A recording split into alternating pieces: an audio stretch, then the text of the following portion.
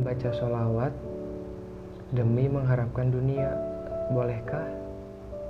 Nah, sahabat semuanya, sekarang saya mau membahas bagaimana yang dijelaskan oleh Abuya ya tentang Buya Yahya ya, yang menjelaskan bahwa membaca sholawat demi mengharapkan dunia apakah boleh. Nah, gimana pembahasannya? Simak terus videonya ya.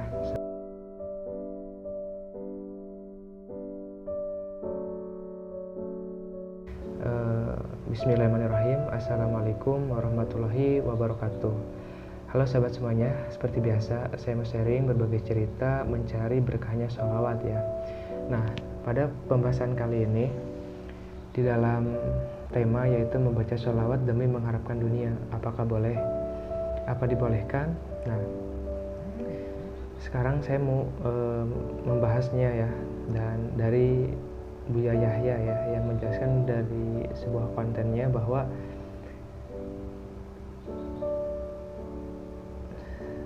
dalam hidup setiap manusia memiliki pencapaian dan harapan, segala perencanaannya yang diharapkan dapat terwujud. Ini tentunya sangat didambakan karena kebahagiaan dan perjalanan semasa hidup akan lebih mudah dan menyenangkan bila memiliki apa yang diimpikan tersebut gitu.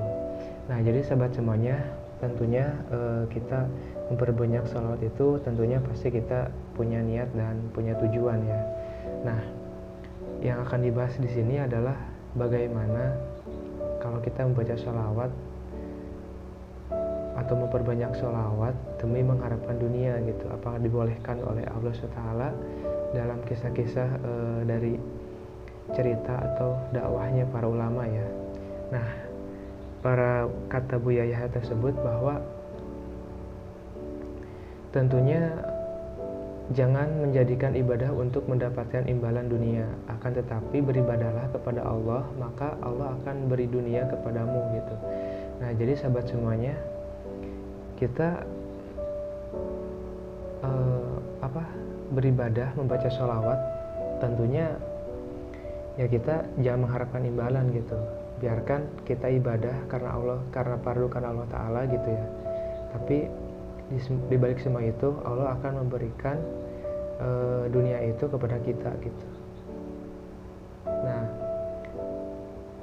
dan terkaitnya hal ini bukan berarti ada larangan ya untuk meminta dilancarkan segala urusan dunia. Berdoa untuk imbalan dunia diperbolehkan selama beribadah kepada Allah.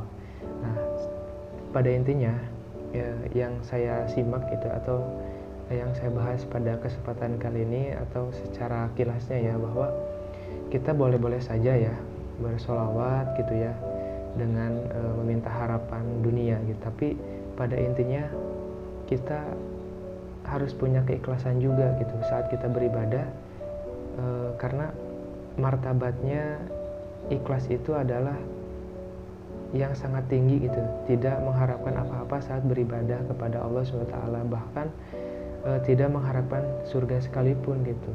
Nah, jadi pada intinya baca sholawat banyak biar dagangannya laris, atau mengharapkan jodoh boleh saja, sah saja, oke.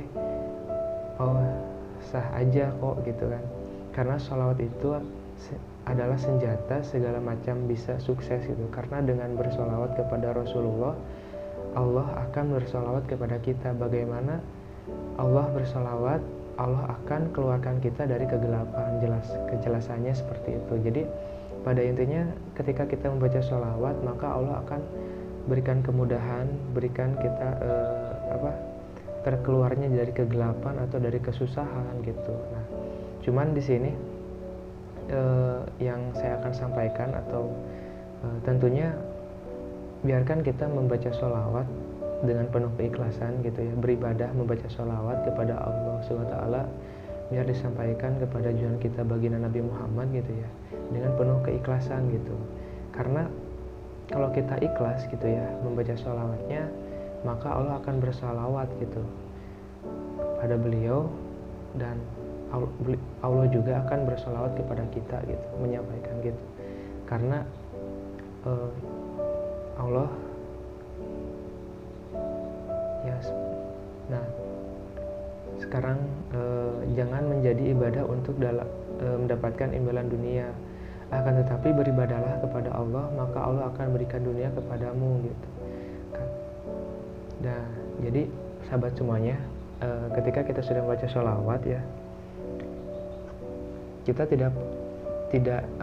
kita sah-sah saja gitu ya membaca sholawat, meminta imbalan apapun. Cuman yang sangat disayangkannya itu seolah-olah kita tidak punya rasa keikhlasan dalam menjalankan ibadah membaca sholawat tersebut gitu. Alangkah baiknya kita saat membaca sholawat tentunya dengan penuh keikhlasan, penuh rasa kerinduan gitu ya kepada Allah, kepada baginda Nabi Muhammad SAW.